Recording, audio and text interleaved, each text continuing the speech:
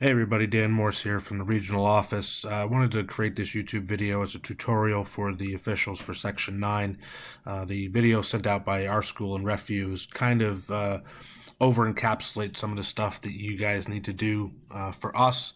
So I just wanted to give you a quick video, hopefully it'll be quick, and show you how to do some things to get yourself set up right away for RefView.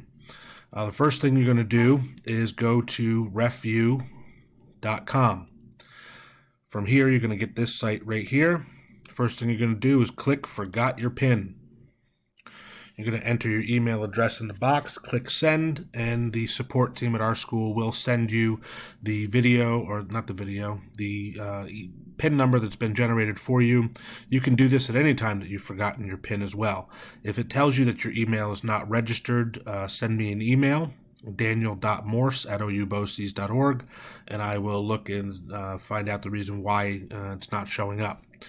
Okay, so once you've done that, you forgot your PIN, got your PIN from our school, you're going to go here, type in your email address, put in your PIN number, and click Login. That is going to bring you to this screen right here. This is your main personal information screen on the RefView site. Okay, some of this more stuff will be filled out here. I don't want all my information to go on YouTube, so there you go. Okay, ePay from RefView. You do not need to fill this out. We have this information from the direct deposit form that you needed to supply to Orange Ulster BOCES, and we will not be issuing paper checks anymore. You will need to submit your direct deposit form to Orange Ulster BOCES to work and get paid. Okay, from this here, you can fill out all this information that may or may not be filled out. You can share it to other officials. If you put in your mobile provider, once our school gets their text messaging up online, you'll be able to receive text messages instead of emails. If you would like to change your PIN number, you would click Edit here, type in your PIN number, and then it will say Save. There's 2 steps to this. You can put in your social security number here. You don't really need to because we already have it on file. Keep scrolling, guys. Scroll to the bottom. Okay? There's 2 different ways that you can put in your availability. You have this address here, which could be a work address, Monday through Friday. And this is the miles willing to travel, is how far you will travel from this address to the school as a radius of miles to travel. If you don't want to go, if you live in Middletown and you don't want to go to Dover, but you'll go to Tri-Valley, put in the miles to Tri-Valley. This is the new zones, shall we say. This is the miles that you're willing to travel to a school to work a game. You also can put in your home address for Saturday and Sunday, and then you can, if you can travel further on Saturday and Sunday, then you can increase your miles willing to travel here. The big thing to do, if you're making any changes on this screen at all, is to scroll all the way down and click Save Changes. Okay? So you have to make sure you scroll all the way down and fill out all this information down here.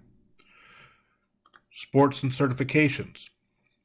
If you have any schools that you do not want to work for, my son goes to Port Jervis. Exclusions is where you're going to put that. Now, this is not schools that you don't want to travel to. This is schools that you cannot work or do not want to work at. Your sister-in-law works at Highland. You're at Highland here. Your child goes to Monroe-Woodbury. You'll add Monroe-Woodbury here. You do not want to put in schools you don't want to travel to. That is the miles willing to travel function. This will exclude you from working any of the schools that you put here, home or away. Okay? This information down here, this is for us. You guys don't need to fill this out. Okay? This is for us here. So again, personal information, you don't need to fill out the ePay. Make sure you have your availability, your addresses filled out correctly here. Okay? And this will give you, this will give us a better ability to assign you to schools you want to go to. Availability, my availability. This is going to give you your school year up here. So what you want to do here is if you have a date that you cannot work, okay? I cannot work April 1st, April Fool's Day. I can choose all day, or I can choose before 8 o'clock p.m. because I have a dinner date, or I can work after 1 o'clock because I have a lunch date. If you can only work between the hours of 11 and 4, because that's your availability, you go between 11 a.m., 4 p.m. Important thing to do here, add to list. When you add it to the list, it's going to tell you over here, these are your current list of unavailable dates. It's also going to show you in your calendar. Let's say on Tuesday, May 4th, okay, so my calendar opened up. I can now work all day long. All I do, click the X, I'm sure, and it's gone. That day is now open back up.